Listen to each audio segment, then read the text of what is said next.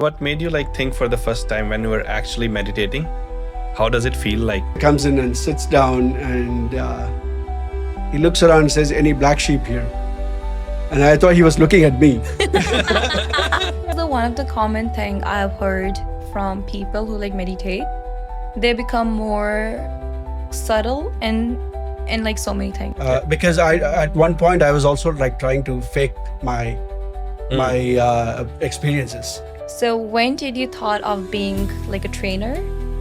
What I noticed was after some time as you meditate, it allows you to accept yourself as yourself. Why journaling is important? To write down and make you more aware, make you more sensitive about what's going to happen. But tell us more about heartfulness, what they exactly do. The presence of heartfulness is in 160 countries. Wow. And we have about 10 million practitioners. But the idea of being alone scares so many people. One of the beauty about meditation is that it realizes that you're not really alone. Mm-hmm. Even when you're actually alone, you're not lonely. You may be lonely, but you're not actually alone. Because so many people think meditation means a detachment. For these people who are involved in materialism and for the householders, they need this method more than the others who would be detached. Meditation a yoga, or yoga itself is a meditation? One day of rest or vacation in a week compared to meditating. Mm-hmm. It is like taking a day off every week. Do you think meditation can actually cure something? It's good not to have some expectations, and also it's best not to compare with somebody who's been meditating for years or even for more than yourself. Meditating every day is important, or we can skip few days like gym. So it's nice to have a routine, and we do it. So, but if we miss a day here or there, it's fine. Punjabi singer called Diljit, he also mentioned in one of his concert that he's always in a state of meditation. What is the ultimate goal of meditation? I feel like everyone should meditate. Mm-hmm. Welcome to another episode of The2Cents Show. I'm your host Mukul, and I have my co-host Bhanu with me today. Today's episode is going to be really interesting as we are going to talk about meditation as well as inner cleaning. A person who is our guest today has started his journey as a physician, and now he's a radiologist, and he's into meditation from last 30 years. Okay, so we would like to welcome Mr. Irvin. How are you doing, Irvin? I'm very good, thank you. How are you guys doing? I'm doing really good. Really good. Thanks for coming in. And I think today's podcast is going to be really special, and I'm sure it's going to help a lot of people and the viewers based on how you will teach and will tell us about how meditation actually started and how is it going to help others. Absolutely. I'm looking forward to this conversation, and thanks for having me. Yeah. So we'll definitely start with your journey first. So you were born and raised in Chennai, right? I was actually born in a place called Gudiyatham. My hometown is in Vellore. It's closer to Vellore. Mm-hmm. It's about 3.5 hours from Chennai. And that's where I did my most of my schooling, although I did grow up partly in Chennai as well. Because my higher secondary education was in Chennai. And also 3 years of after grade 5, I was in Chennai as well. And my medicine, I'm a physician. And I did my graduation of medicine from Chennai, from one of the colleges there. Mm-hmm. So, and now, of course, we're all, my parents and the relatives, they're all based out of Chennai, right? So, which kind of we could call Chennai as our home now. Mm-hmm. Yeah, awesome. So what did you study actually? Just pharmacy, or how did you got interested to study about the medicine and everything? My parents are physicians too. Oh, yeah. So nice. So that kind of automatically continuing the legacy of being. Yeah, and I was exposed to being, when I used to go to their the nursing homes. Right. I grew up a lot of my time, spent a lot of my time in the evenings or in my engage in there when they were working in the nursing home. So I was used to that and got an idea of what this involves. And a lot of my relatives are doctors. Yeah. So automatically it had an influence. And ever since I wanted to be a physician, one of my uncles, he was in the US. So that's kind of the motivation I had. Okay, I have to go to the US. I have to become a neurosurgeon. So I didn't even want to be doctor. I wanted to be a neurosurgeon right away. Oh, interesting. Yeah. Awesome. So, what do you think? Like, as you said, you wanted to go to US, but what came in your mind that you ended up going to UK? Yeah, that's an interesting way because when I started right after I finished my medicine, that's when we had the options actually. So Mhm. since me and some of my friends we were set on going to the path of taking the path of US, but we had to go write the exam. It was called the USMLE, and the nearest center was Singapore. Oh, I see. So I and my friends started reading. But by that time, we had actually moved away from Chennai. We had gone back to my hometown. Mhm. So I was studying on my own at that time. And in fact, that's the time which also my parents were asking me to take up meditation because they were probably worried that I'm just going to be sitting there wasting my time or not doing the exams. So I was just waiting. And then for 8 or 10 months, I was preparing. And then I developed cold feet. I couldn't, I thought, okay, I'm not going to go to Singapore Mhm. because it's money. Like I was not very confident that I was going to End up- get through. Mhm. So fortunately, that time also, that's the time when I started giving in to my parents' demand of starting meditation. So incidentally, So they connected you with meditation initially. Correct. They started meditation like 1 or 2 years before I did. Oh, okay. So they felt it quite beneficial. So I had exposure to what they were doing, and routinely I used to listen to talks of my previous guide. His name is Chariji.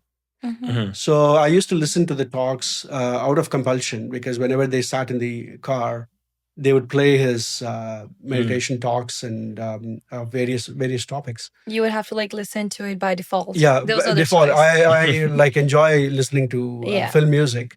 Mhm. Even my parents were Yeah. like all of a sudden they just like dropped. Move the interest. Yeah, they kind of found this more interesting, I guess. Right. So as a I wouldn't say teenager, but I was like 21 or close to 20 at that time. Okay. I was finding it hard to adapt to that kind of pace. Yeah, Yeah. because you were like just stepping into your 20s Correct, and yeah. it's like instead of going to, like listening to other stuff, you Yeah. were like listening to completely different. Completely different thing. So Right. So then, like you're stuck in the car. So anyway, you listen some of it, right? But whatever he said connected with me. Mhm. Like sometimes he would question, like, why are we doing these things or rituals? All of that made me also think. It was something which was connecting very well with my state of mind at that time. Mhm. And then when I saw him or met him, because my parents would go to this ashram, they'll come from my hometown to Right. Chennai just to go to this ashram. So, and I used to go with them sometimes. And once I met we call him master. Mhm. Once I met the master, and that kind of helped me to reinforce, okay, they're doing something good, because then I was also against this idea of this, the gurus, and because like sometimes we don't know who you're associating yourselves with. And right? especially at that age, no youngster actually tried to connect that way. Absolutely. Yeah. Yeah. And That's then the you last thing in my. Exactly. And then you question every single thing, like why this, like Yeah. why I'm choosing this. Correct. Yeah. And I was really like a rebel, and I'm sure I gave them a Right. lot of sleepless nights. And that too you're talking about like India, right? When you were there, and that is the time when you got connected to this Acharya ji. Chariji, yeah. Yes, So okay. that's time when I saw him. I didn't like really interact with him, Mhm. but I just saw him from a distance, and it immediately struck a chord in me in the way he was, how simple, and how he was like approachable, Mhm. Right. and it felt like there was no hypocrisy in him. Mhm. He was authentic. He just talked or preached what he practiced. I So he was meditating with people. He was interacting with people, and just being normal. Like Right. the idea of me having about a guru was all shattered, Mhm. and that helped me to realize, okay, he's another person, and trying to help people to do with this meditation. Just like when we would use a guide to go somewhere in a place, Mhm. or a mountain guide if we are hiking. Right. He was being that, Mhm. and that's what made it very attractive for me as well. And what made you like think for the first time when you were actually meditating? How does it feel like? Yeah, it's funny you should ask Or that. maybe like your first meditation experience. Yeah. I wish I could say like this was like groundbreaking for me. At first few or many meditations were just ordinary. I didn't feel much. Mhm. At least when in the group or people would, at that time at least, people will discuss about their meditation. They used to combine people to sit together and have those one-to-one introductory sessions. And the other person will say something profound, whereas I was like, oh, okay, I I didn't didn't feel feel it. anything. Yeah. I feel like this is the Yeah. common feeling which so many people have, Yeah. because they start and then they like, listen to other people like, oh, meditation have done wonders to me. Yeah. But when it comes to themselves, they're like, I did not feel anything. But they did not realize that this is just their like beginning days or day one, day Yeah. two. Absolutely, you're right. Actually, that's what I was also trying to tell you guys when we were starting these Mhm. having sessions, right? Yeah. So, like, it's good not to have some expectations, and also it's best not to compare with somebody who's been meditating for years or even Mhm. for more than yourself. It's Right. like we are comparing ourselves with a marathon runner, Mhm. where we have just learned to run. Mhm. So that's the kind of feeling, even with my own meditation. Right. For a long time, I didn't feel anything. But what really gave me the motivation or the sign that something is working is the fact people were actually giving me those positive feedbacks. They were even within a month. Although, like, I didn't experience a lot, I was like doing it. I was able to do it and I was doing it. And people were noticing the changes within me. They were like, oh, you seem to be a lot more calmer Mhm. and less reactive. I feel like this is the one of the common thing I've heard from people who like meditate. They become more subtle in like so many things. Yeah, Like whether it's happiness or sadness or anything. I would not use the word numb. They become more subtle and calm. correct. And we're more balanced in their outlook. Right. They're able to take happiness and sadness in their stride, I guess. Right. Yeah. Yeah. Yeah. That's That also, it's definitely a change I've noticed over a period of time. right. But certainly the feedback was very helpful Mhm. for me to keep going. Although But you were not realizing inside like something has changed. it was not completely experienceless. There were experiences. It's just that when you talk to somebody Mhm. and they say certain things, it didn't match what like my experience was not that profound. Right. Otherwise, it wasn't too bad. I mean, I've also thought, okay, why am I not feeling whatever those people are feeling? Mm.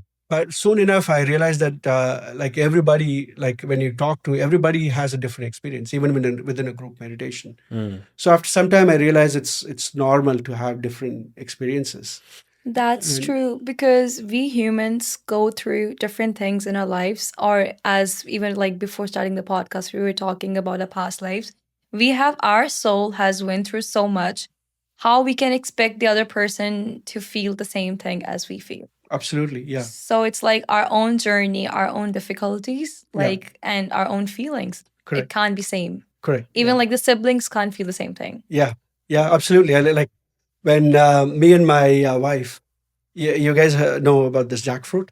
Mhm. Yeah. Yes. So we really love the jackfruit. Right. My kids just can't stand the smell of it. Right.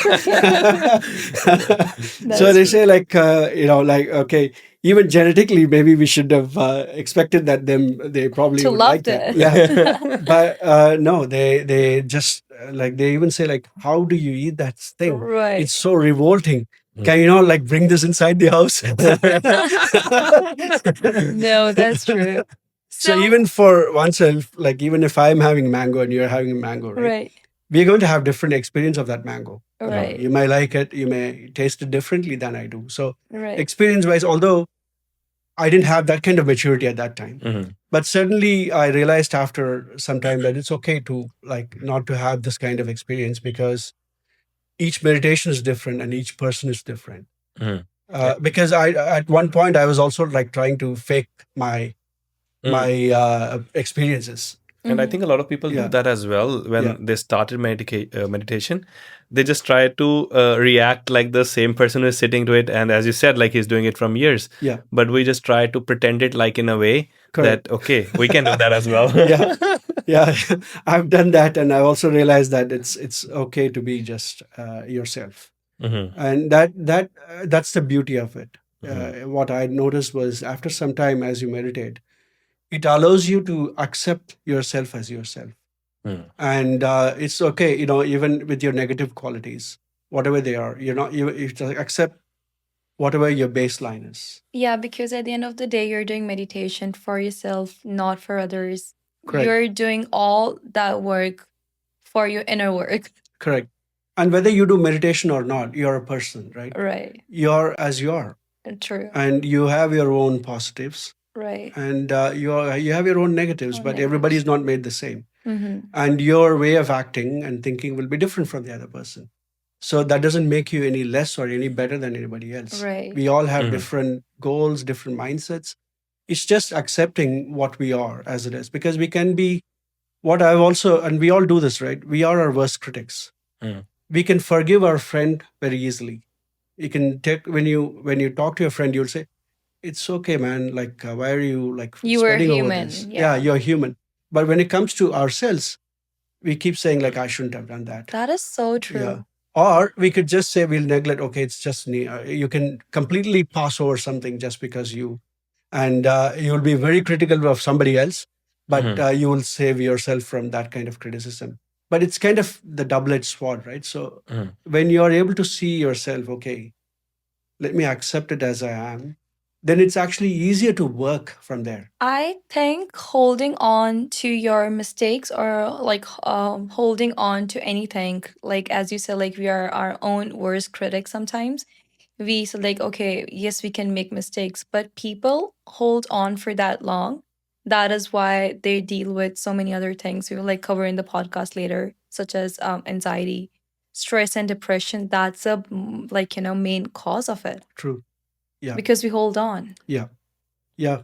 Yeah. Very rightly Mm. said. Like sometimes we don't know how to let go. Right. Mm. There's Or maybe an it's like inability not to. taught. Yeah. There's an inability to let go. Yeah. And then there's voluntarily holding grudges, for example. Right. So letting go is hard. Mm-hmm. It could be possessions, it could be our emotions, and emotions are the hardest. Emotions are the Mhm. hardest. Yeah. And like you rightly said, if we can know a way, like we don't get taught in the schools Mm. True. how to let go of that. And my current guide, Daji, he's really revolutionary in many ways. He's written a book called Wisdom Bridge, and one of that he asked the question like, as parents, we tend to let the children know subconsciously what we are feeling or thinking about, because Right. we are asking them like, okay, what's your mark? Or even if we didn't ask them directly, Mhm. we might say like, who got the first rank in the class, True. or who was the winner, meaning that they attach certain values to the winning part of it, Mhm. and like the first rank part of it, or getting a medal part of it. So the child thinks automatically that's the kind of recognition they need to have from the parent to Yeah. achieve. Instead, we don't ask them like, what kind of kind acts did you do today? Yeah. Did you help somebody at the school? Were you being very generous to somebody else? Then the kid will probably understand, okay, that's what I should be doing. Yeah. Or we don't say like, okay, did you let go of your, well, in a sense, the kids, they can let go easily actually than the adults. Mhm. But we don't carry that long enough, because as adults, probably we see we are not setting good examples for the Mm. children by not letting go, because we don't have that ability, or we're not used to that idea of letting go. Yeah, like a child forget easily maybe after giving a treat or Yeah. after a certain Mhm. time. You're like, oh yeah, that happened, but okay, Yeah. never mind, move on. Correct. Yeah. I wish it was that simple. Yeah. And I'll take you back to UK again. Yeah. So I'm sure your life must have been so busy with the work and when you moved there as a new immigrant. Yeah. How did you still be attached to the meditation being so busy in your life? Yeah, that's a really good question, because it was quite hard, Mhm. particularly to adjust. It's a new country. We just finished our exams, and fortunately, some of my friends who did the exams together, we all passed at the same time. And getting a job was the next hurdle, and we got into that as well. And we started our job in the emergency room. It was pretty hectic. Like, it was different 8-hour shifts. We had to, the life was all over the place, actually. And then you have to tend to yourself, when you come back within that time, whatever we're physically exhausted. Coming back, I had to make sure I had my dinner or like cook. Yeah. And sometimes it's like Laundry, combined cooking, grocery, everything. grocery, everything, right? And then we had to do our studies as well. So True. it's like the training was part of, I had to do my exams to get somewhere. Otherwise, my next job would not be guaranteed. So for me at that time, but fortunately, what fell into place, just before I got the job, during my preparation, my meditation was very regular. So I realized the benefit of meditation, even during my exam preparation. It made me really confident. It made my recollection of things and my retention. That's one of the problems as students. Even when I talk to my children or other kids, retention is an issue. Like whatever having studied, only it's natural, right? We all only collect certain amount of memory. So all of that was better actually during meditation. So I kind of started enjoying that because it was really helpful for my exams. And the way I approached the exams also changed. I didn't have a lot of anxiety. Although it was a new country, like getting exposed to people who are outside the country, non-Indian background. So adapting to their language and way of culture and questioning. All of that, I was able to do it without a lot of anxiety, thanks to my meditation. And then the job started and it became so busy, I was not able to spare time to do my meditation. And there's a technique called cleaning, which is again a very unique process, but extremely effective way of dealing with all our pent up emotions. That I didn't have time to do that. This is something I have heard from you the first time, that this is also the part of meditation, like Correct. the cleaning process. Yeah. And personally, like, we would love to join like one of the classes with you, like one-on-one sessions. Yes. And I was like amazed, like even when we have joined the session, when we did that with you, it was very different. But like at the end of that session, you said, yeah, this is also something you would call as a cleaning session. Yes. Yeah. And that made more sense to me later when I was sitting by myself. Right. That was something cool to experience. Thank you for the feedback. Yeah. Yeah. No, that's great. Yeah. No. So at that time, coming back to the Yeah. UK experience, I mean, what at that time, just like the training session I had a trainer actually at that time. He lived like 20 miles from where I used to live in, and he would take time to come and visit me every week, and invested some time because also there were not many people who were practicing meditation, and he was a trainer, and there were like one or two people or a handful of people, but he was able to put that time. So I thought, okay, that's really nice to have some connection going. Yeah. And it was making a huge difference, those one-to-one sessions, and particularly knowing that somebody like would be generous enough to do that for you. And he's taking time just to come and spend like 40 minutes with me. Especially like in today's world, when you know like everyone's so busy. Yeah. They have, especially like in Western countries, Yes. everyone has like so much on their plate to Correct. like complete the work, the family life, everything, and then somebody taking out time Yes. for you, it's really huge. Yeah. And that's my point as well, this generosity. The heartfulness practices are free. The trainers don't get paid anything. The system itself doesn't charge anything, right? So if somebody does it, they do it out of their true goodness of the heart. Right. That's one of the things which touched for me in heartfulness. This Yeah. altruistic nature of people. They're doing it for the sake of others, for goodness, because they believe that this is something they have experienced, and they share the joy with others. And even in India, even the trainers, they do. Like they come from certain distances, they will come. They'll take a bus, sometimes travel 2 hours or 4 hours. They'll come there because if that place doesn't have trainers, they'll spend the entire day just taking a break for like taking food. I've seen all that. And then this trainer, when he started doing it, even in a Western country, I was like really Means a lot. impressed. Yeah. Yeah, and I was touched by that love as well. By the concern somebody will share for you when you're, you were talking, we were talking earlier on about the youth, when they're here. I can see that as well. They leave India. A lot of students come here and study. True. Right. They're alone. And, I've gone through those kind of The same phase, situations. yes. Where you have to manage everything. You're away Yeah. from your comfort zone, from your parents, relatives, you're in a foreign country, and then you have to manage everything in a busy schedule. Those are the times when, again, I feel like meditation will be a huge thing, and also associating ourselves with the right group. So in my case, although my practice was not regular, my trainer was motivating me to do that. Keep pushing And you. yeah, and after some time, I took it up again. And I realized that it was now giving me more time instead of less time. So I was like, I then found a lot more things to do and a lot more time to handle, Wow. despite doing all my other work. Maybe like the balancing came in you automatically. Correct. So how, like, yes, you were doing, yes, you were being trained in meditation. So when did you thought of being like a trainer?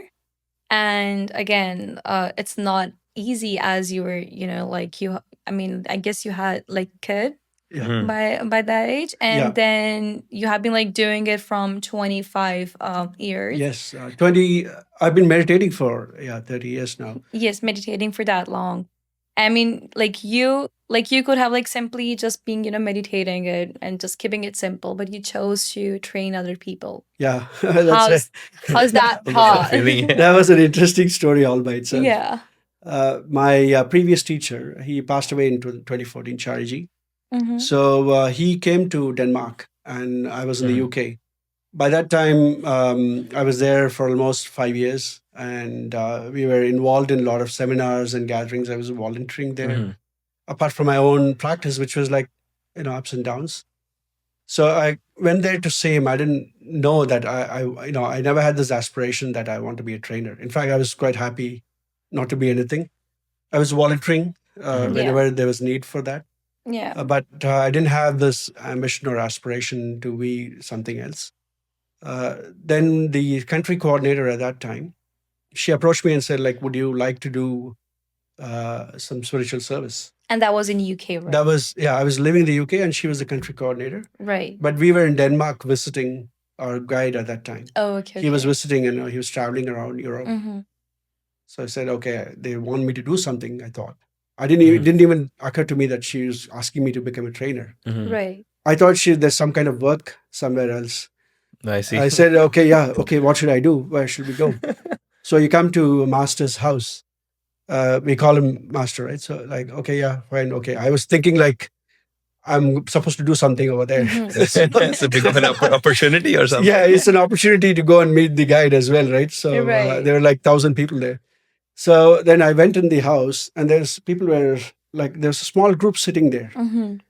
So she said, go and sit there. Okay, I said, okay, well, maybe they'll tell me what to do. Maybe in a bit. And then the master comes in and sits down, and he looks around and says, any black sheep here? And I thought he was looking at me. Then I was thinking, should I not be? Am I supposed to be here, or should I be outside? Right. And I was about to get up and go. Oh God! Maybe I'm not meant to be here. Maybe I misunderstood something. Yeah. And then my her name is Shona. She goes, no, master. He's supposed to be like everybody said. She didn't point to me. She just said everybody's supposed to be here. Who's supposed to be here? Right. And then he wasn't even looking at me, but it felt like for me that that question was pointed to me. Right. Then that's when it hit me that this is something else. Not what I'm looking for. This is not what I signed up for. Right. But I was happy also. It's I felt it was a opportunity. And it's a noble opportunity. Right. It's a service for a different kind. Now it felt like I was also ready to take this message of meditation out to the others. And that's also the time you told me how you journal. That's one of the beautiful aspects of our practice. Until that point, I resisted the idea of journaling, actually. I was quite against it. Why is that so? something. I just didn't like the idea of putting down my thoughts or something. I was maybe afraid that somebody else will read it. I think so. That's one of the Yeah. reasons. What I do, this is very personal, but okay, whatever. I have done like few things which I don't want anybody to read. I would write it down Yeah. because it's out of my head now. Yeah. And after a certain time, I would delete that. Yeah. I don't want to go back and read it because it's out of my system. I Right. don't want to read Yeah. it. It's just out. And then so I don't want the other person to ever read that Yeah. because the phone, it's It's your electronic. exactly. Okay. And then I'll just delete. Whoosh, it's Yeah. out. At least at that time, we didn't have that all like pen, Pen and paper. pen and diary or Yeah, book, yeah. right? So then that's also the time I decided, okay, I have to go, and went on that same day, bought a journal. I said, Right. okay, I'm going to do it because if I'm going to talk to others about this, I better start doing it myself. Yes, yes, yes. And it was also really wonderful, actually. Yeah. Like Yeah. why we need to do journals Mhm. and how it helps in your own practice. I found out. What do you think, like, why journaling is important? What's So your for- point of view on that? Various reasons, like you also said right now, right? You beautifully said something where you are actually putting it out there. So it's Right. out of your system. Right. Even the same effect can be when you are able to express it to somebody, True. but you're actually putting that expression out on the paper, and it's somehow found its expression. Right. That's one of the things. And there is another thing also. One of the things is we tend to observe. Mhm. We are honing our skills of observation while we're trying to do this. And we are also learning a new vocabulary here, Mm. like to put words to our experiences, Right. which makes you more sensitive and aware of what's going on within you. Mhm. So the journaling gives us the ability to write down and make you more aware, make you more sensitive about what's going to happen. Because you can take the meditation as a very dull journey, Mhm. but it's not. It is very, very, the landscape is very beautiful. It's like a beautiful scenery every single day. Right. Or it could be something else too. It may not be a beautiful scenery. Either way, the scenery keeps changing every day. Mhm. So when you write that down, you're able to observe that. You can give expression to whatever you're doing. Mhm. That's one thing. Also, when you go back in a year's time, you go and you'll see that you've changed over a period of. It's your own mirror. Mhm. You could see your journey. Like, this is Correct. from where I've started versus Yeah. this is where I am right now. Not every time, correct. Yeah, not Right. every time we have somebody to tell you like this is how much you've changed. Yeah. Mhm. Because you may not share everything with everybody, Yeah. even if it's True. your own parents. Right. But when you're honest with yourself in the diary, when you look back in a year's time or 2 years' time, you'll see like, okay, I've changed this much. Mhm. And the beauty is also your own insights into yourself or something profound. You may not know that you're a poet, and suddenly you might be writing some poem. Mhm. Right. I've never been one to understand poems, or I would read books. I love reading, but poems something which I find it very very difficult to comprehend. But that too changed Mhm. when I didn't realize that I could write poems too. Is this like Wow. after like journaling? Because personally, Correct. I started writing poems too after journaling. Yeah, Before that, I did not had the idea, or it was never in me, but Yeah. it just happened all of a sudden. totally. Yeah, Right. and some beautiful insights about something, and Right. sometimes you may forget those things. Right. You may get a solution, like I may for a business thing, or at my work, or for my exam, I might get some spark in there, Mhm. and then I write it down. Okay, this is what I should do. Interesting. This is something common. I feel like sometimes I go somewhere and I'm feeling something like a certain emotion or something I've observed. I would write it down on the spot. Reason being is because I don't want it to be out of my mind later on. Correct. So I'll just like, okay, spot on. Okay, this is this. Da, da, da. It might feel awkward for the people who are, surrounded by me. But like, okay, I'll just go on the side, just find out my way to, Yeah. to write it down. Yeah. And even with journaling, I find like my intuition has gone more stronger. Yeah, that's the beautiful aspect of it. Yeah, Yeah. my like take on things have gone better than before, or maybe it has to do with the meditation and like journaling. Yeah. Maybe both, but I feel like journaling has helped me with it. Yes, that's true. Yeah, And like you said, the meditation is the tool for that. right. Particularly when I find when you connect with the heart, which I like to say, like the most valuable real estate we have in our body is the heart. And it's also the center of, not just the center of love and the center of the soul. Some religions will say it's the seat of God, and some cultures would say like it's the seat of the soul. And it's also the seat of intuition. Right. When we tap into that, and like you said, combine it with journaling, then you start paying attention more. Then you can listen to those insights, those sparks, or even it's like we can even prevent us from something happening. And maybe like there's like no logical answer behind it, but you still choose to go with that option because something says, or your heart says that's the right option. Just trust it. Correct. And so far in my life, this is what I've been doing because I have this motive in my life to never regret something. So anytime I am, confused, I would just close my eyes personally, and I'm like, okay, this is what my heart is saying. Maybe I just follow that. True. Even if it goes wrong, Yeah. at the end of the day, I know this is what I felt, Yeah. and I'm going with it. And there are times when we override that feeling as well, right? Right. And then realize that, okay, I should have listened to my heart Yes. when it said like otherwise, but I chose to ignore it. Yes, and I've totally faced that too. Yeah. I'm like, shit, I should have. Sorry, I'm using a word. Yeah, but like, shoots, like I should have, listened to Listen my to, heart. yeah. Yes. That is also there when we and I feel the heart always gives us the signals, and it's always right. Right. Because it's like the subconscious mind or tapping into the wisdom which existed from before. And science now is also telling us about how we are all connected and how the hearts connect with each other. So in essence, you can also tap into the wisdom, collective wisdom too. And that's one of the beauty about meditation is that it realizes that you're not really alone. Even when you're actually alone, you're not lonely. You may be lonely, but you're not actually alone because there's always something which is connected with something else. But the idea of being alone scares so many people. Totally. And I guess I was one of them too, because when you move to this country, when you move to a different country and then you have nobody, it like somewhere like haunts you in a way. But then with time or people learning through like different ways, this is how I got into meditation. Yeah. Like it just taught me to be more balanced. Yeah. Like that's okay. Alone does not mean that you're lonely. Yes. Yeah. That's like very different thing. Like you can be with somebody and yet feel lonely. Yes. But alone does not have to be mean like you are Totally. just alone. Yes. Very good. Yeah. Like you quite rightly said, you can be with 100 people and you could still have that feeling of vacancy or like a feeling that you're alone or like lonely. Yeah. Voidness inside. is still there. Yeah. And there's that void and that's something which is not like really gels with the others. Or you could be completely alone, but be very happy. Yeah. Content. Content. And turning inwards is a big help at that time.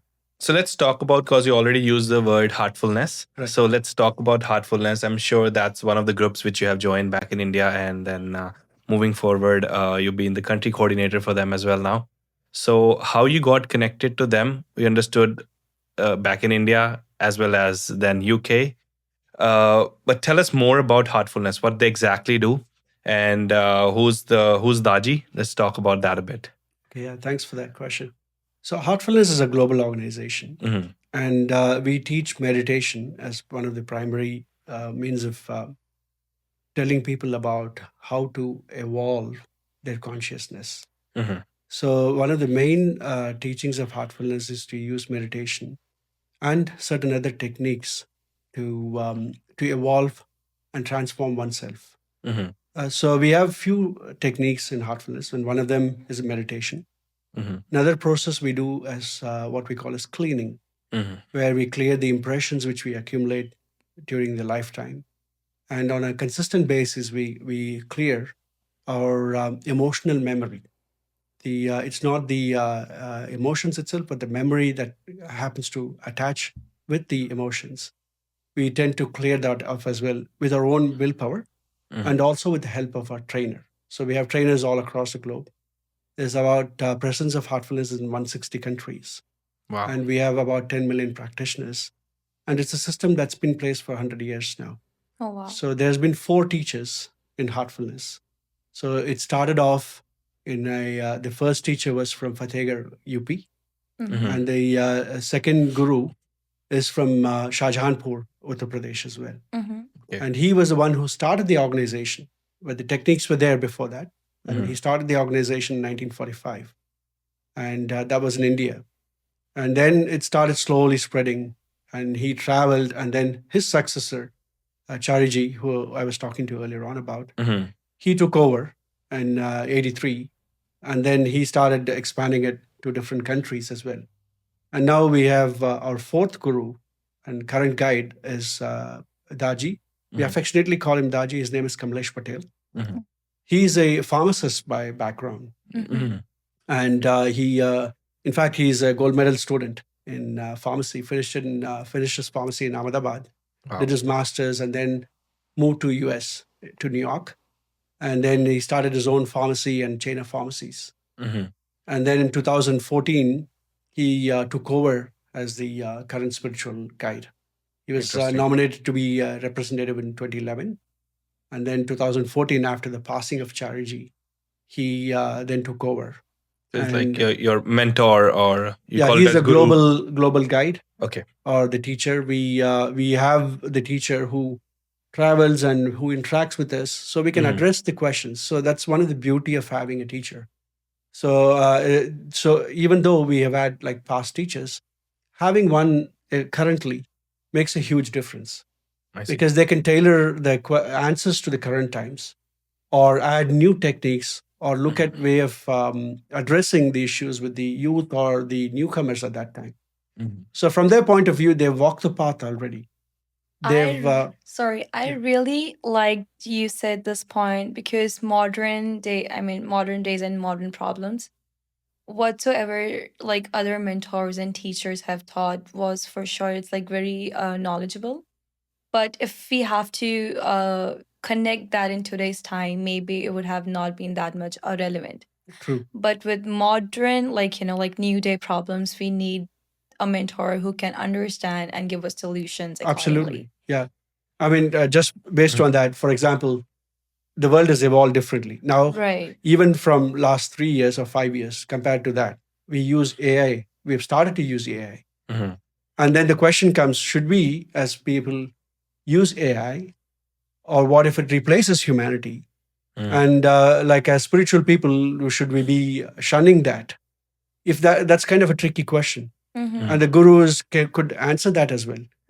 And in fact, he did answer that question very beautifully as well. For some of us, when we were thinking, okay, if this is going to take over everything and our jobs are at stake, then should we be promoting AI, or should we be adapting it?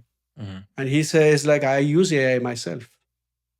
And we need to use it to our advantage. If we can reduce our time by doing something and use our time more wisely somewhere else, why not? So adapt to changing trends. So that it also motivates, because they also help us to learn and adapt to the changing and adapt to change, essentially. So I look at them as like change agents. So they help us to adapt change easily by being an example themselves. That's another reason why it's nice to have somebody live in person. Right. Because, I would love to add on to what you just said, because so many people think meditation means detachment. But you just gave like a different perspective to it. Meditation means adapt and learn. Correct. It also means this. And also live your life to the fullest. Right. So definitely not detachment. In fact, that's another beauty of the heartfulness teachers and the trainers as well as the guides themselves. They've all had roles as in the material world as well. So they had to live that life and balance their family, take care of their children, and take care of their families. It wasn't definitely detachment. If at all anything, they came out and said, for these people who are involved in materialism and for the householders, they need this method more than the others who would be detached. For those people who are detached, probably it's easier. They can take up any technique. Yeah. But we need something for these guys who are not able to spend a lot of time to meditate or do this practice. then they gave certain tips and techniques which made it much quicker to progress or much quicker to realize the goal. And that's where these techniques have come into place. That's, coming from a scientific background, I kind of relate to that and realize the importance of upgrading. We medicine as it was practiced like 50 years ago, if we were to practice, it won't be valid anymore. Right. True. We have to change to, there's newer antibiotics, there are newer ways of treating somebody. There could be newer germs as well. And we need to adapt to that. True. So something which was there 100 years ago, although it might have been good, but if somebody could add value to it, Right. that's a beautiful With a technology. twist. Yeah. Correct. Yeah. And that's what I found in Heartfulness, is where the teachers have added. They didn't say like what they built on what was there before. And they also found out something about a forgotten art, something called as pranahuti or transmission. What's that? It's a subtle vibration, which called pranahuti or transmission. Pranahuti. Yeah. Which was there before, long time back, which people were able to transmit to people and which helped them in their spiritual transformation or evolution of consciousness. And that art was forgotten. And there were only few people who were able to do that. So they kind of brought this aspect to the mainstream and kind of democratized the spiritual training to people. That So is they made it open to interesting. everybody and said Yeah. like, okay, all of us can make use of this. And they also put in place trainers, because they can't be in every place. So the trainers also have the capacity and the ability to clean or do this cleaning sessions with people, and then be the conduits for this transmission to happen. So which people can realize it or experience it when they are meditating with a group or with these trainers. The only condition being willingness. It's open for anybody to practice. And anybody who's interested, they just have to come with an open mind and experience it. Where is it done? So we have centers all over Canada. Okay. So coming back to that question earlier on, we were talking Yeah. about how Heartfulness has been in Canada for more than 50 years now. So it's like one of those people from in 1974, one of the people who used to work in Simon Fraser University. She traveled to India and she learned this method and meditation from Babaji, who was a second guru at that time Okay. in Shahjahanpur. So from there, it's she took it and then Brought it to the country. Correct. Yeah. Yeah. She was the first trainer here as well. Oh wow. And surely she started, teaching people meditation. More people joined. Yeah. Slowly, we have grown now. We are present all across in major cities in Canada. We have more than 1,000 people or 1,500 people across Canada meditating. And here in Lower Mainland, we have presence of, we have about 22 trainers. And all the way to Abbotsford and up to North Vancouver. Right. We have trainers. And on Sundays, we meet in Douglas College, New Okay. Westminster. Awesome. And, sorry. When it comes to meditation, there's another term or practice called yoga. A lot of people got confused, like, is meditation a yoga or yoga itself is a meditation? So can you put some light on these two different terms? Is it different or it's the same? It's just, okay. Yeah, good question. That's a beautiful question. The word yoga actually means, yoke means to unite with. So yoga really means to union with the ultimate. So it's a broad encompassing term. And the idea was to, because people were seeking something which was higher. Like they were questioning what was the purpose of life itself. And then they codified and realized that there's something higher and they wanted to unite with their higher selves, or people who can accept the term God, they wanted to realize or realize their self or realize God. So they needed some technique for that, to do that. And that's how yoga came into being. And there are different types of yoga, but the general concept or the meaning of yoga is to unite with your higher selves or the highest self, which you can say is a God or the ultimate consciousness. So it's a way to realize that. And the people who did, one of the person who really researched it a lot and put out material on it was Patanjali. He codified it and said something like a Ashtanga yoga, which means 8-limbed pathway of yoga. And what are those 8 limbs? There are different components to it. And one of them is meditation. Oh. So that's the 7th step before the 8th step of samadhi comes in. So there was there were yama and niyama, which means that the qualities which you need for leading a proper life, or qualities which you need to weed out or discard for leading a ethical life, for leading a fulfilling life. Right. So that was incorporated.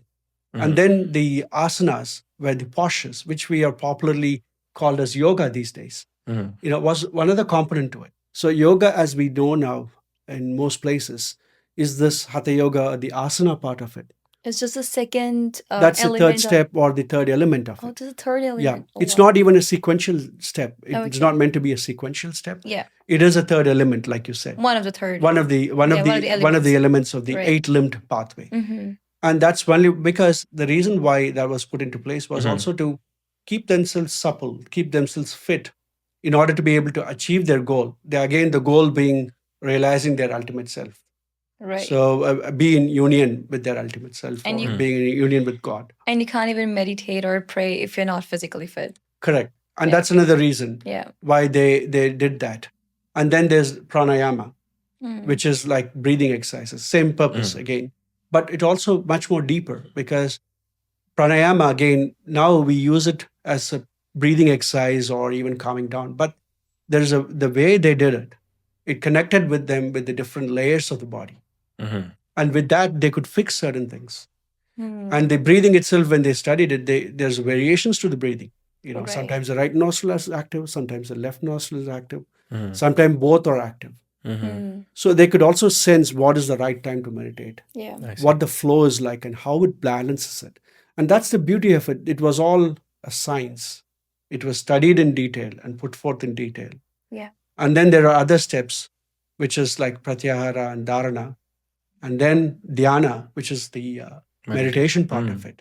Interesting. And then comes samadhi, which means like original condition. So in heartfulness, again, our teachers thought, okay, it's not a sequential step where you have to go through all these 6 steps before 7th step. You may not have the time in your life to do that. Right. So they went right to the 7th step.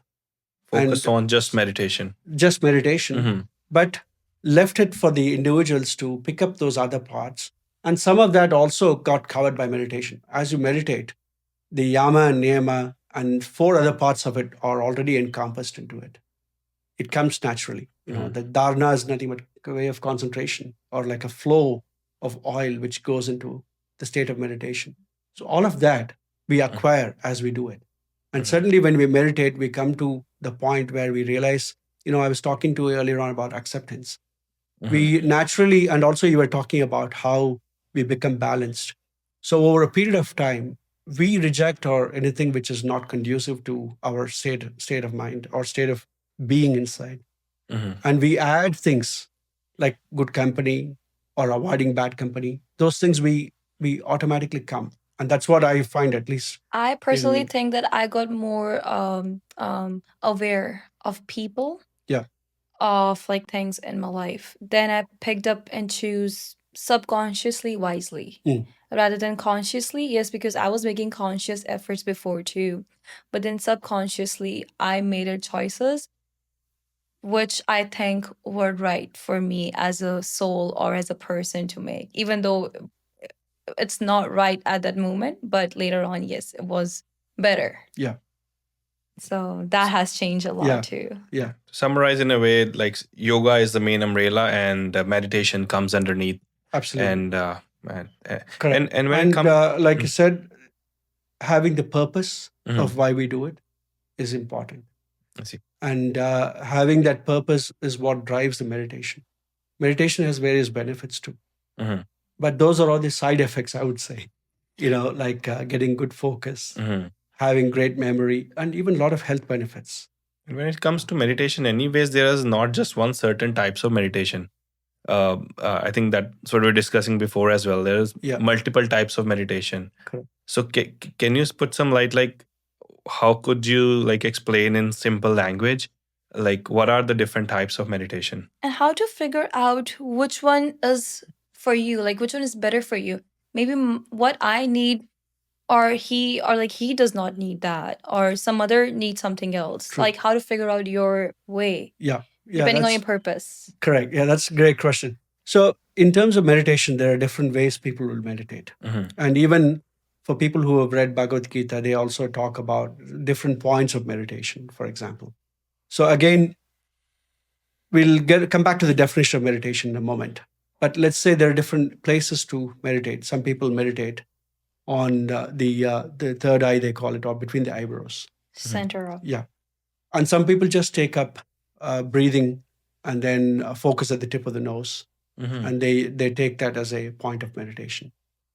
And in heartfulness, we take up heart as a center for meditation. So there are different kinds of meditation. I have not practiced various types of meditation. For me, fortunately, I was able to find this meditation pathway, and this worked for me. So, and why, for at least I can say from this point of view, the heart is a very safe point to meditate.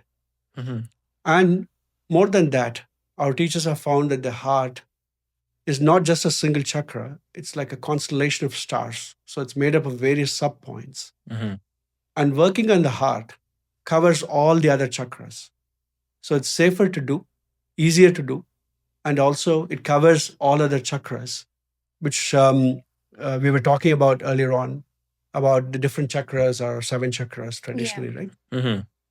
In heartfulness, the teachers found that there's not just 7 chakras, there are actually 13 chakras. There are 3 basal chakras, which is common to all the animals.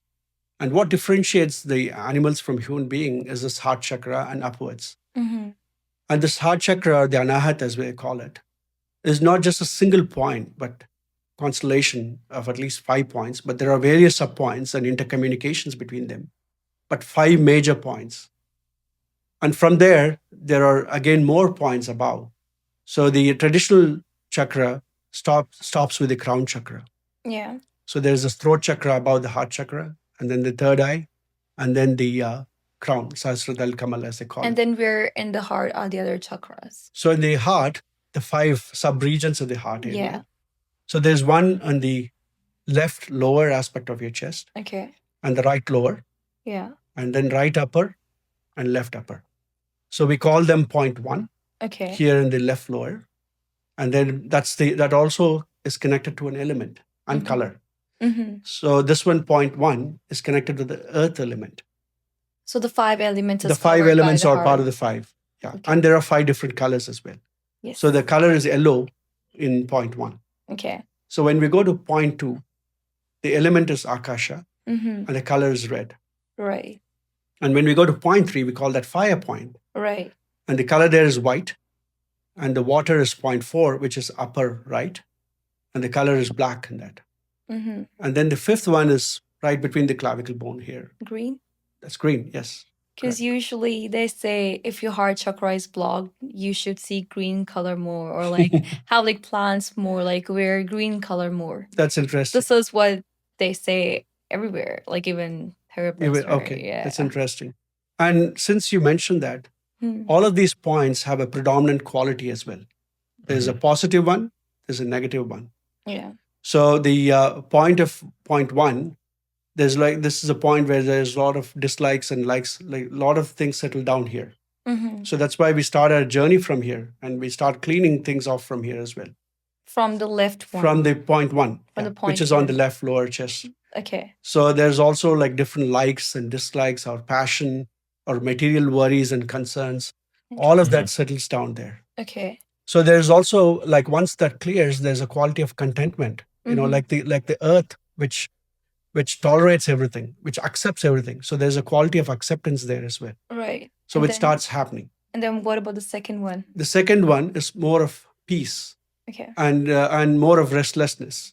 The opposite is also there, anxiety and restlessness. So that's there, the opposite quality. So and when it's cleaned off, yeah, you feel a lot more peace. So if somebody's feeling anxious, it's mean their second. They can feel that vibration there. They can feel that vibration. And sometimes when you're able to, even when somebody feels a lot of passion, they can feel certain vibration somewhere. And if you pay attention to it, it'll be in a certain area. Oh, and when you have a lot of fear for something, Right. that'll have vibration somewhere else. So that's 0.4 up above here. And what about the third? Sorry, I'm like taking you all over, but Yeah. so what about the third one? Because I'm really intrigued by now about all the points. Yeah. what So about the third? qualities there in third one Mhm. is anger, Okay. and the opposite will be love or compassion. So the fourth one will be love and compassion. Third Third the will fire be point, yeah, it's okay. anger, So there's also anger and there's also love and compassion at the same the time. opposite quality. Oh, and it's Yeah. all in It's number. all in the third. As you clean or Right. as you work on the 0.3, Mm-hmm. your anger will be used. I mean, again, you're not going to get rid of it, Yeah. but you will use it as a corrective mechanism for yourself. Okay. You channelize the anger not outward, but for self-correction of tendencies, Right. for making yourself better Okay. and achieve the purpose. Again, all of this is for a purpose, right? All we do that. So Right. that's where I wanted to explain why we call it dhyan and not meditation. You were going to ask And something? then what about number 5? Okay, that's okay. Sorry, I'm still I think stuck she's there. gonna I want finish to know it all and of then them. she'll move into the next. So let's go to 0.4 then. Yes, it's fear. Fear Yeah. and courage. Okay. So 5 will be clarity and confusion. Already in confusion. Okay. Yeah. And you used the term cleaning a couple of times, and I think for heartfulness is one of the major things that you also cover. Yeah. So can we talk a little bit about that? Because a lot of people know meditation by itself, but don't know about Absolutely. inner cleaning. Very valid, actually. Yeah. In fact, I tell people also meditation alone is not enough. And there are two unique elements to heartfulness, which differentiates from, we were talking about other meditation, right? So a couple of things which differentiate from other meditation. And I still remember the other question you asked, I'll come to that, as to what to choose. So the two things which are very unique to heartfulness is the transmission aspect of it, pranahuti, which I talked earlier on about. And the other one is cleaning. Cleaning is a separate technique. It's very different from meditation. Meditation is very passive. You dive within yourself and you just observe or just let go of yourself. Whereas cleaning, you're focused and you have to be present and use your own willpower to get rid of all the impressions which we have accumulated during the day. And it could have been any time from the past. And if you choose to believe in past lives, it's all the baggage from the past can also weigh in the way we are thinking and acting, even without us knowing. So how do we get rid of that? That's where the cleaning comes in. And that's one of the beauty that the research of our teachers have found, that once you do that, you automatically feel light and letting go becomes easier.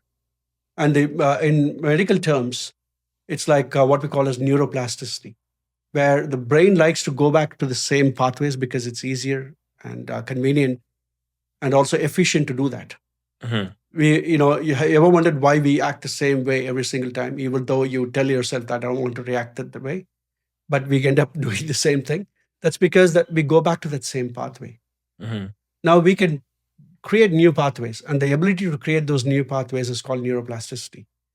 And that ability is there all throughout your life, even when you're 60 or 70. For example, at 60 or 70, you can pick up a new instrument, provided your fingers or anything which you're able to use for that instrument works. You can still pick up new skills because you can create those pathways, the nerves to fire together to create those areas. That's called neuroplasticity. And cleaning also gives you that ability to create those new pathways easily without us struggling. So slowly, it's not something you will expect right away. And is it like the same process? What you're doing in meditation is the same practice? Very different. Oh, very different. Very Okay. different. Yeah. Interesting. So in meditation, we dive into the heart. We focus on where the heart beat is, like in the left side of the heart. Bring our attention and rest our awareness there, and gently rest our attention there, and then observe after that. So that's all to it with the meditation. And then what makes it richer experience is this aspect of transmission there, where people are able to dive into deeper states of meditation. Whereas with cleaning, it's different, where we use our idea. Again, all of this ties up to our suggestions, which are very powerful. And we say that it's not like a mantra. It's just the idea, a very subtle thought that this is happening. So we start with that idea that all the impurities or the impressions which have gathered during the day is leaving my back, the entire back, from the top of the head to the tailbone, from shoulder to shoulder. It's all leaving in the form of smoke. And we have sit with that idea and went gently accelerated. So we don't specify that this and this has to go. All the impressions, some things you might remember, something you may not remember. All of that goes, and at the end of it, you start feeling very light. And at that point, you make the suggestion again that all that, like say, a divine current, is filling the space inside. You're filling your heart, and it's filling everything inside yourself. So slowly that tails off as well after some time.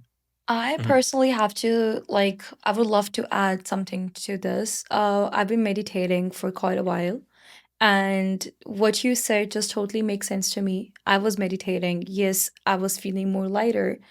Um, I got so much better in from a mental health point of view. Like I got better, but there were certain things I felt like no matter I'm meditating, but it's there.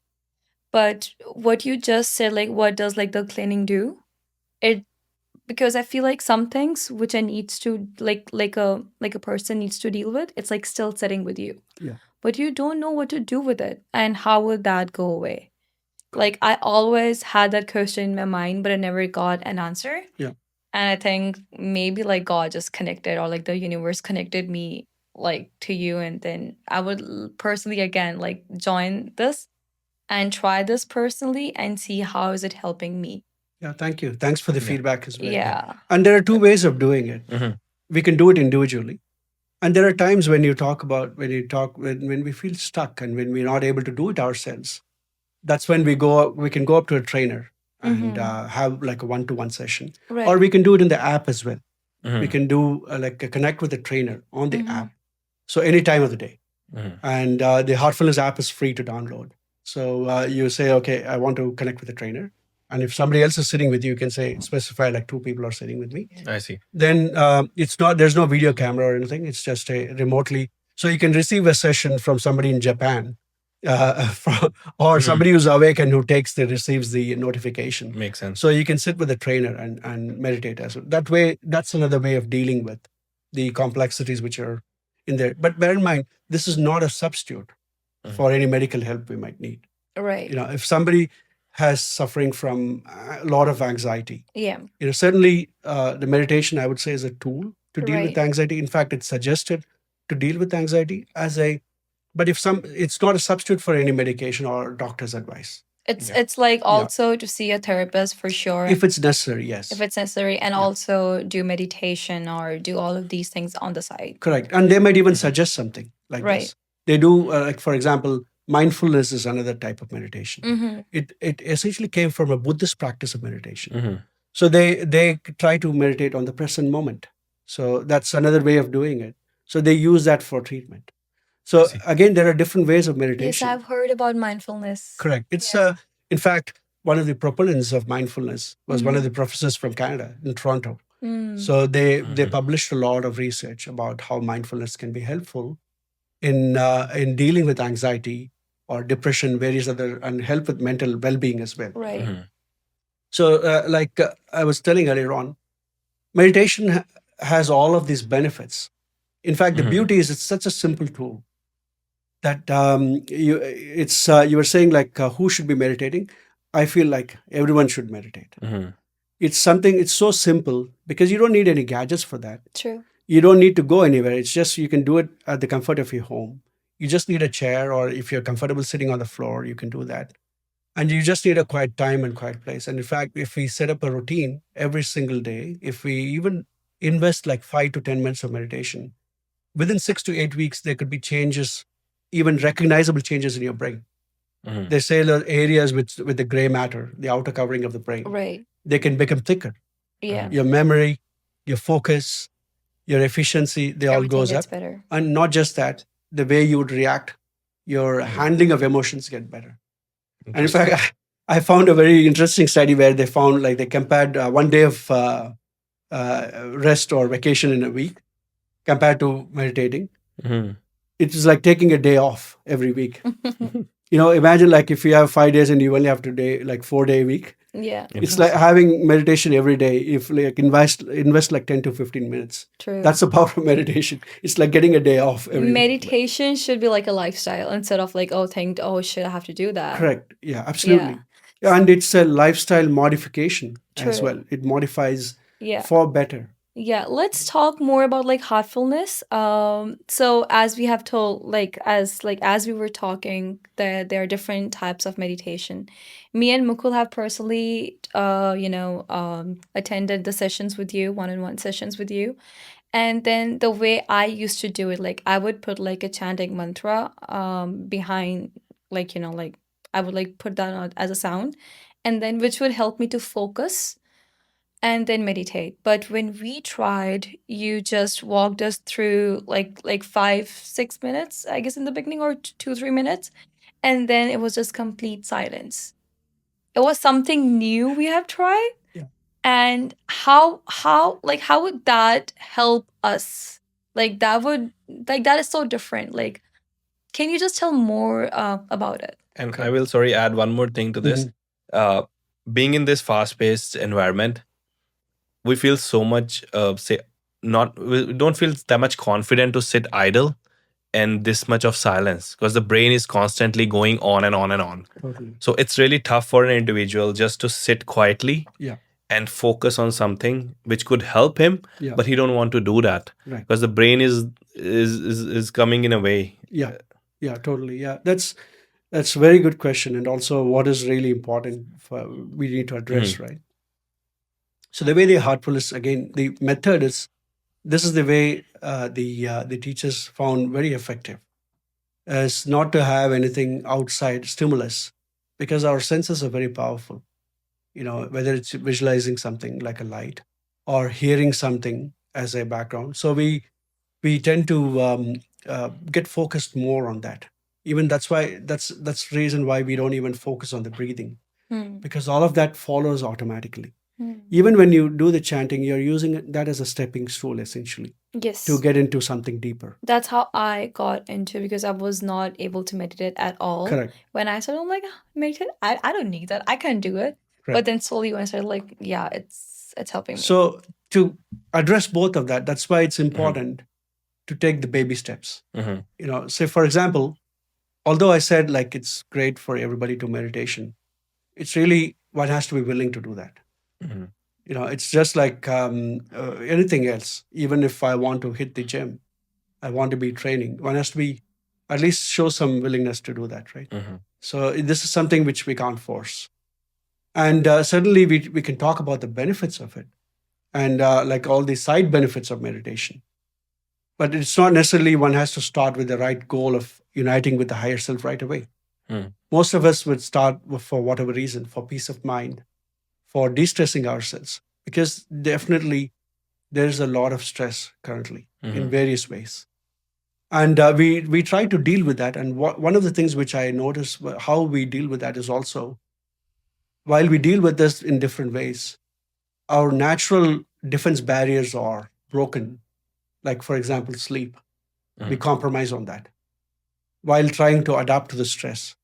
Either due to stress itself, we can't sleep, or the habits we take up due to stress. Caffeine or partying, alcohol or whatever. That prevents us to establish a routine, which then, or due to work, whichever, right?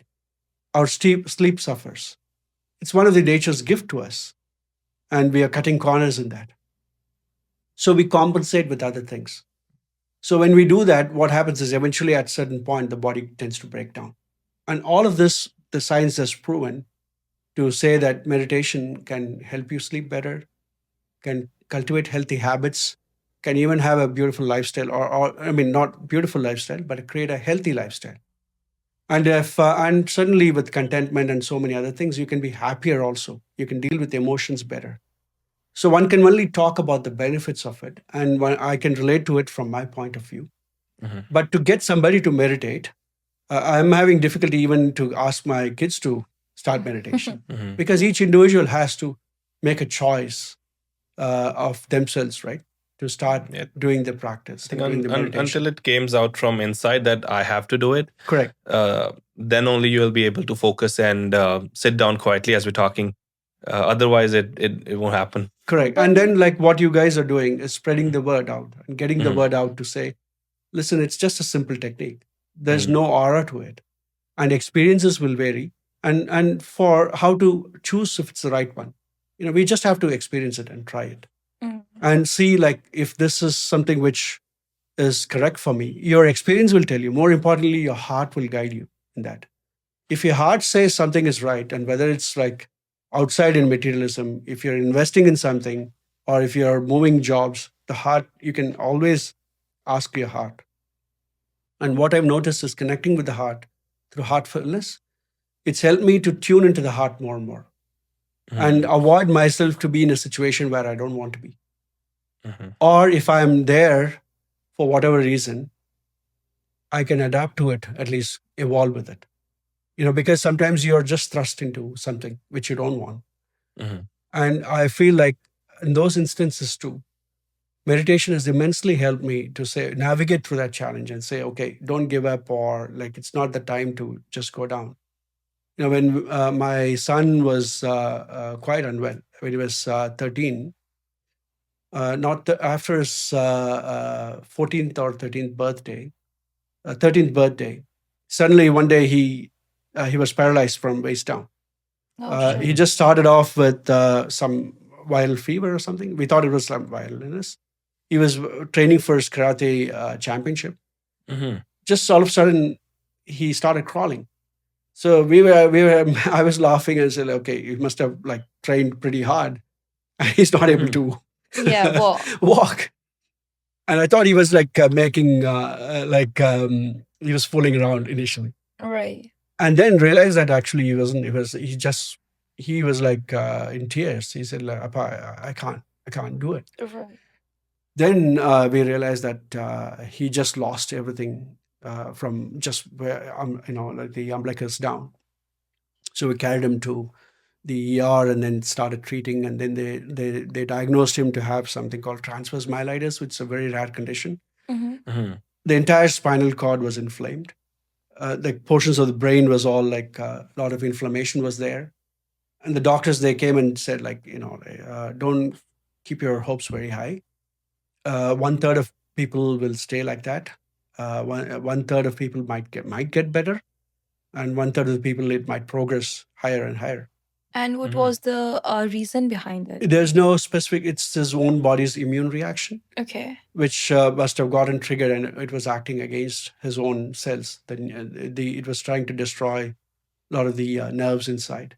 Oh God. It all got inflamed, and his body was not able to it mounted an immune reaction essentially. And they said it could have been a viral fever, something triggered it, but it's known not to have a particular cause for it. And the treatment wise, there were not many options except that they take out the blood and filter it, but they did all that actually. Yeah. So I mean, fortunately for us at that time, we were both, although it was like shocking, but we were able to cope with it and not give up, or at least show our worries, uncertainties. We didn't thrust it on him. And we also saw how the kids brought the beautiful energy to him when he was down. Me and my wife with our sad faces, we will be there. And he was in a lot of pain. And when the children came to see him, he would really brighten up. And that also taught us something, the beauty of being, bringing joy, bringing purity into Right. circumstances, and how it helped his healing actually. And from then onwards, we were not worried about what the outcome was going to be. We were not worried. We said, okay, we were thankful that he was alive and we could take care of him. And we, of course, I mean, by God's grace, we were materially suddenly comfortable. We could afford to look after him. So we were prepared for the worst. Yeah. But what really gave us support and to lean on at that time was this practice of meditation. So it helped us to be at the moment And not break down. and not break down, or even breaking down is natural. It's not like we don't want to break down, but we could also act on certain things. Because when certain things happen, like especially to your kids, you kind of like fall apart. Absolutely. Yeah. And to gather yourself at that moment is it's like very tough. Yeah, totally. And when it Yeah. comes to like stress and anxiety and mental stress these days, everybody's talking about it. But do you think like meditation can actually cure something, or is it just a tool, as you mentioned before? Absolutely. It's helped a lot of people. Mhm. Again, like I said, it's not a substitute for any health condition. Mhm. But even in the medical treatment, meditation actually is a tool and part of the anxiety or depression. And it has helped a lot of people get better or get over it completely. Even in my the community with heartfulness, I've seen a lot of people who have been able to go away from medications altogether, just with meditation.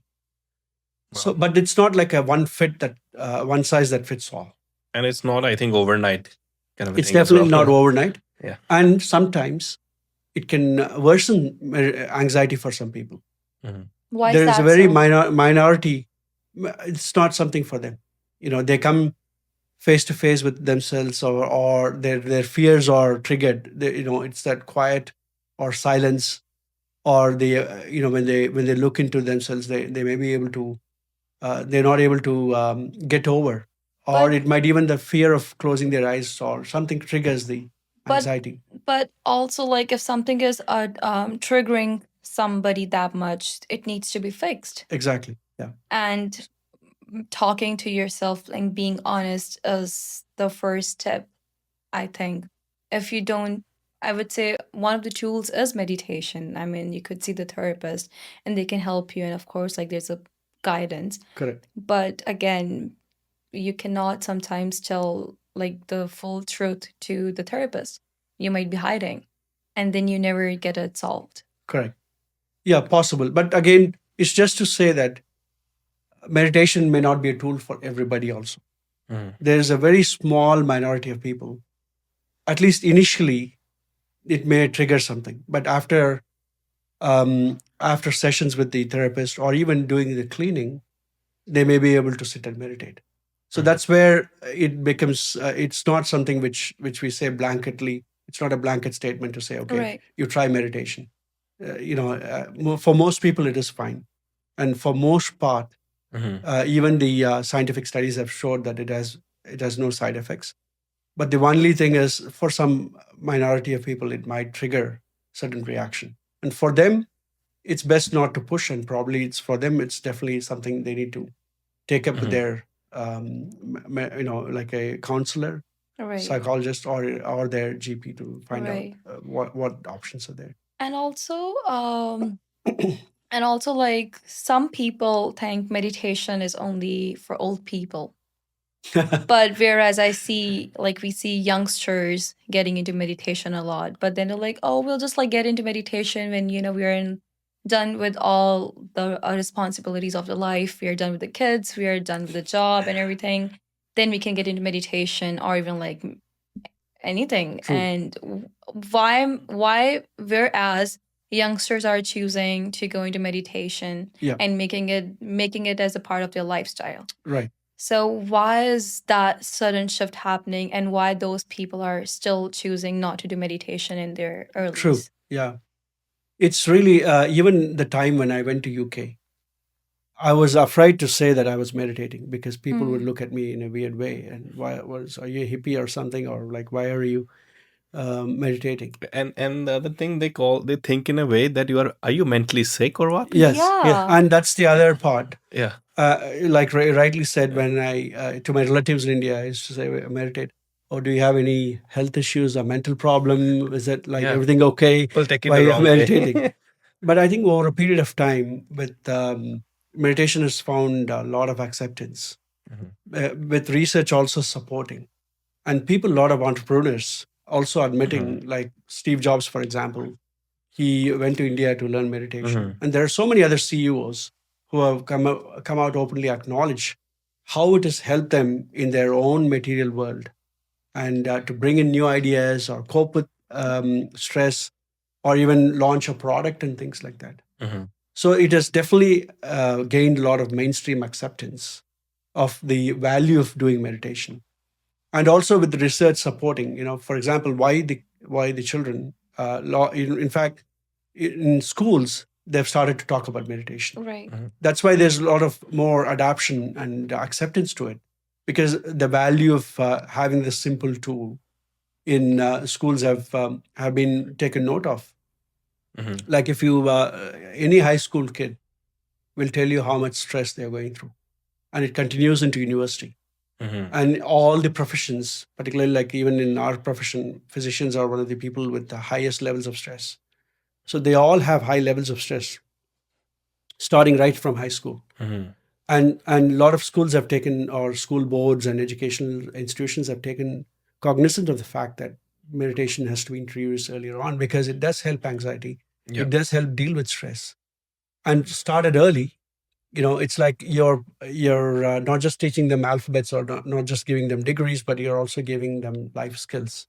And meditation, I would say, is like a life skill. And I think social media has also changed the game as well a little bit, because people now are openly talking about it, and people are actually open to talk about mental health as well. Correct. And if I talk about 20 years back, then people find it in a very different way. Like even if I talk about my parents' time, they find it, this is not a problem. What are you talking about?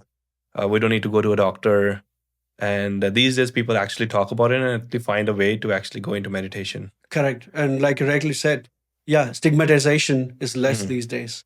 People are able to come openly and accept the fact that they are going through anxiety issues, or they have other issues which they can openly talk about without being looked down and or ridiculed. And I also feel like society is also like more open, because they could understand and like see, like maybe this is something I'm also going through, and they see themselves in the other person, and then there is more understanding to it. Right. I have another question. So meditating every day is important, or we can skip few days like gym. Like they say, like you have to go to gym like 5 days and then you're good to go. But meditating every day, it is better to have a routine. And we are habit forming creatures as human beings. So it's nice to have a routine, and we do it. So, but if we miss a day here or there, it's fine. It's not like even for me, when I'm on call, or when I'm not able to do it, or my sleep schedule is affected for various reasons, then I miss my morning meditation. It's best not to feel bad about it. It's not like a regimental thing, but it's good to incorporate it. But one of the beautiful things is, it's not that it's like even when a lot of people who might want to lose weight, for example, they sign up to the gym and they see it as a chore to do that. But if you look at somebody who is admires their physique and wants, like, they really love going to the gym. You don't have to force them to do that. Right. They take interest to do that. They go there every day because they want to look beautiful. And they want to stay fit that way. So that kind of interest is what drives the meditation after some time. But also, sometimes, as you have said, like sometimes it like also triggers somebody. Taking breaks, do you think, is it okay to take breaks, like for the person who does meditation regularly, but then something is triggering the person? Do you think, is it okay to stop and then maybe come back later when they feel more okay? Definitely. In fact, that stoppage could be various reasons also. There are times, even as you meditate, if you're a regular meditator too. Right. And we talked about those different points. Right. And sometimes we hit a point or a block in a point where we don't feel like meditating. Yeah. So that's also when that happens, that's a time when it's an indication also to go to a trainer and see if that blockage can be fixed or removed, so that the interest can be restored. So that is more on the cleaning part of meditation. Correct. And also at least the importance of sitting with a trainer to be able to do that. And of course, it could be if it's a medical reason or whatever reason, of course, there's no rigidity here. Yeah. We create our own destiny and we create our own pathway. True. It's not like a mandatory thing. And most of the time, what I find is, the experiences by itself becomes a carrot for you to do it further. Right. And when you have a map also, instead of saying, okay, this is a dull meditation every day, we do have a map of our spiritual anatomy. Daji has written a book on spiritual anatomy, and it talks about various points and various experiences you will have in a point. So you actually look forward to those experiences, right? Yeah. So you know, okay, oh yeah, okay, I have something in point two now. I have something in point three. So that kind of gives you an idea of where you're traveling. That helps for people to, without having a blind destination, you know, okay, what this destination is. I know what the sceneries are like. Does this correlate with that? True. So yeah, there's nothing regimental. We can despite all this, we can take a break. Yeah. And it's fine, like to Absolutely. like come back whenever you feel like it's okay. Absolutely. Yeah. That makes sense. And in one of your initial meetings, you mentioned that we can actually meditate with open eyes. And that's like a final stage kind of a thing where everybody has to arrive.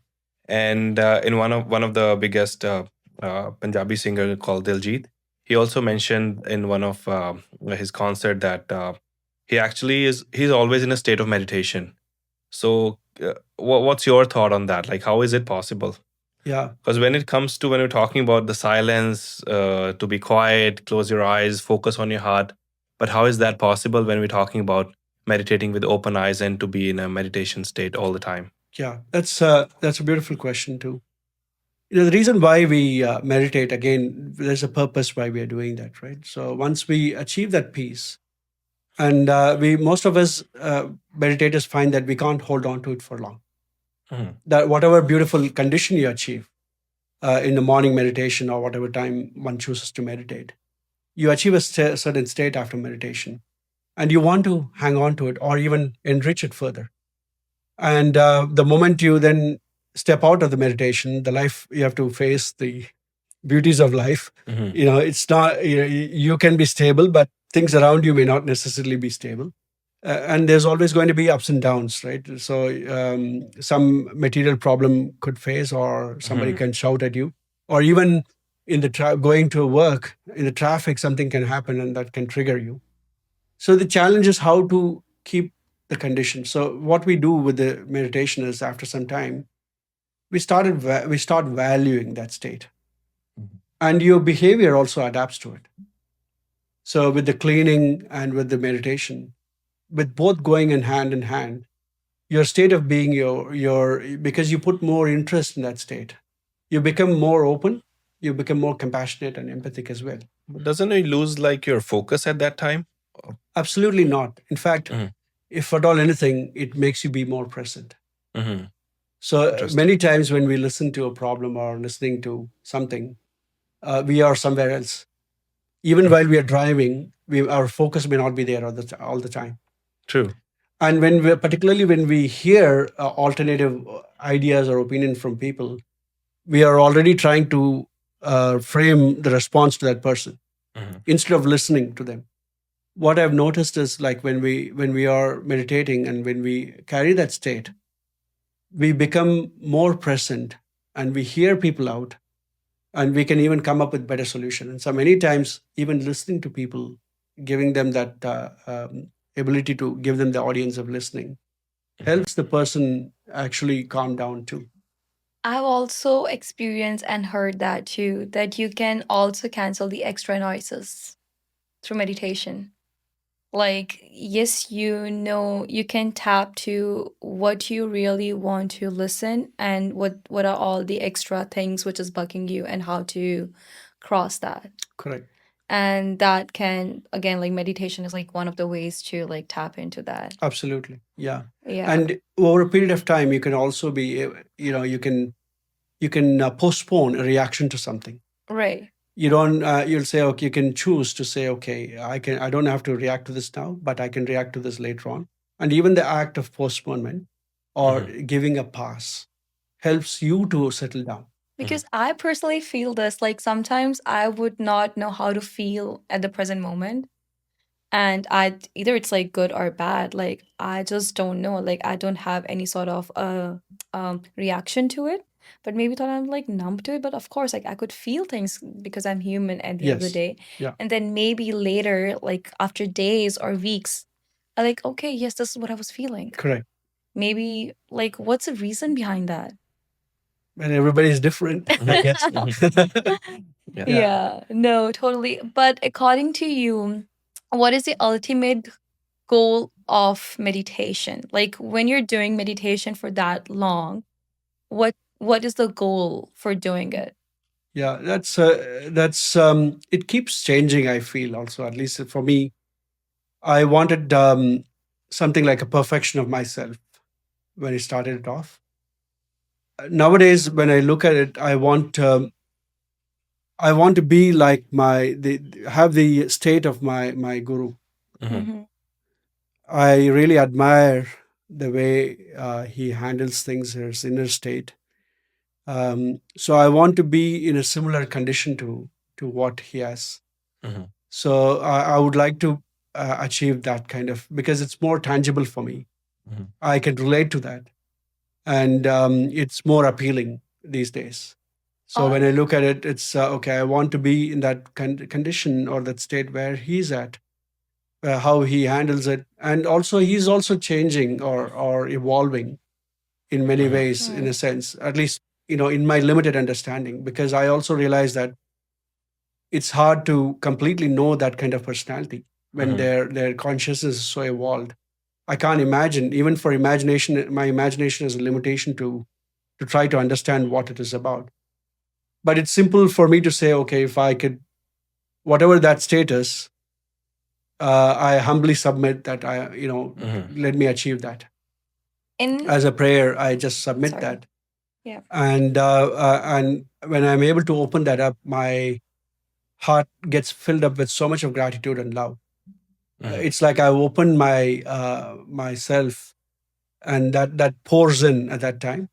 Yeah. It's a beautiful state to be in, and that's if I am able to maintain that or be in that state throughout, my day's interactions are even better. But it's not it is a challenge. It's Right. easily said than Yeah, done. it's not everybody cannot be there pretty Correct. quickly. So And that's also something which the guru helps to say, okay, well, you could still be like be in that state and interact and do, Yeah. while inwardly you're like this pot, filled to the brim, but it's not like shaking, or it's not making any True. turbulence inside yeah. it. Awesome. Hindi, in like Hindi, they say surur mein rehna, which means you're always like in the meditative mode. Correct. So I feel whatever you just said, it means you're just always in some kind of like zen. Correct. It's just there. And that's what we meditate for. Right. And like I was telling you earlier on, like a few days back as well, it's sad that I'm still meditating. Like, again, meditation is not a goal by itself. Right. It has to fall off too.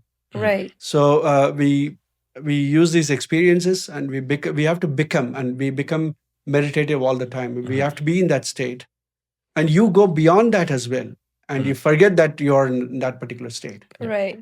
because that's your natural state now. Yeah, No. I'm sure like after watching this podcast, like people who think like meditation is like wearing white clothes, leaving the country, going to like mountains, just doing that, people can understand like no, meditation means living your lifestyle, like living the life and also adding it as a part of your lifestyle. Absolutely. And you enjoy it even You more. enjoy it more. Yeah. You are so present, and you value everything. True. You even learn from your failures, or Yeah. you learn from your mistakes, and even you begin to accept whatever happens. Yeah. Take it in a stride and do better. I'm sure our viewers must have enjoyed the podcast today. Because we Yeah, 'cause, personally enjoyed it. Yeah, it's a lot of new terms which we talked about, but I think the way you have explained it is really great, and I'm sure people who are in stress, they should reach out to you through this heartfulness, or your team members here in BC, and I'm sure whatever you guys are doing to help people, and that too for free, is something incredible. Thank you. Yeah. Thank you both Yeah. for having me, and then It's our help me pleasure. share my experiences about heartfulness. And I mentioned earlier on about what inspired me with heartfulness is this altruism and the generosity of people Yeah. to Yeah. give something to people without any kind of expectation. Yeah. That what motivated me Mhm. in my earlier stages of training. And I see all around, all our trainers do that. Mhm. So if anybody feels interested, they can look up Heartfulness app or Sure. even go to hotspots .org, and that gives a location of a trainer all across the globe. Interesting. And they Beautiful. can email them and get in touch with Awesome. Sounds good. At the last, we'll just have like a quick rapid fire with you. them. Okay. I'm sure you'll enjoy that as well. Yes. No After tricky all, questions. yeah, no. After all the serious talks, there's like some fun element to it. Okay, are we ready? Yes. Sounds good. So, which meditation do you prefer, guided or the silent meditation? Personally, a silent meditation. Do you prefer morning or nighttime for meditation? Early morning. Okay, and do you prefer quick 5 minute reset or the long sessions? I love my 1 hour meditation. Oh, awesome. And your favorite place to meditate? In my place, my favorite place will be a place called Kanna Shantivanam in Mhm. Hyderabad. Okay. That's the global headquarters for meditation. My second best is my own meditation chair at home. Awesome. And then meditation app or no meditation app? On my own. Awesome. And then one habit that you want to pair up with the meditation. Wish I could maintain that state all throughout.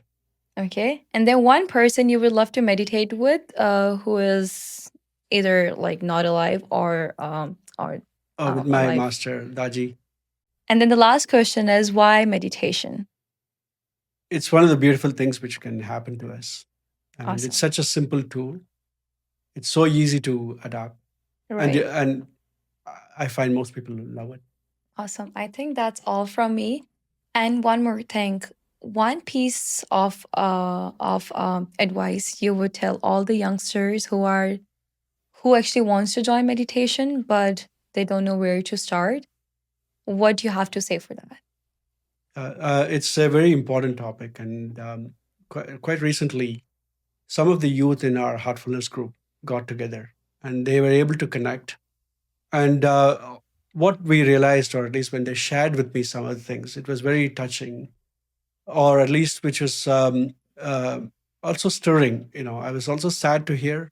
And at the same time, my heart went out to them. A lot of them undergo a lot of stress and they want to do their best and they have to balance a lot of things in life, expectations for themselves from the parents or from the society, as well as if they're immigrants living in a new country and the challenges. So they do have a lot of sensory input from the social media and other things they see as well. Important thing is to have something which will stand them for their life. When they start their life, something like a tool like meditation and cleaning.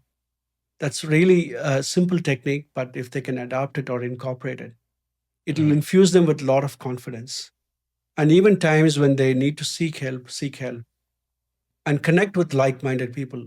Being in a community makes a huge difference. That's again the feedback from the youth when they got together from different parts of the country. They were feeling sad, like why they didn't do it earlier on, because a lot of people had some struggles to deal with, and they felt like wish we could have connected earlier on. Wish we could have come together and meditated together, or at least even to have a chat. When you want to reach out, just reach out for help.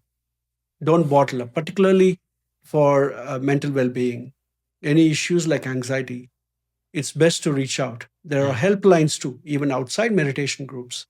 You can voice out these concerns. Better to nip them in the bud. And when there are so much techniques and various valuable tips and tricks which are available, it's sad that we still continue to face so much of issues amongst the youth. Awesome. That is really Yeah. beautifully said by you and explained, like in every sector, dealing with stress, and also like you have meant, as you have said, we see so much on social media, and I'm like, oh, I wish I could make a trip there. I also want that lifestyle. FOMO. That adds more stress to you. Like, why can't I do it? But yeah, that makes sense. Thank you so much, Arvind, for coming and spending time and giving our viewers your point of view. Really appreciate. I hope Bhanu and you also enjoyed this conversation. Absolutely. I I've loved it. enjoyed talking with Yeah. both of you, Yeah. Mukul and Yeah. Bhanu, Thanks. with the various questions, and also trying to spur my own Yeah. understanding a lot of things. Thank you. Right. I'm sure viewers must have enjoyed too. And thank you so much for watching the podcast. See you guys in the next one. Till then, have a great night.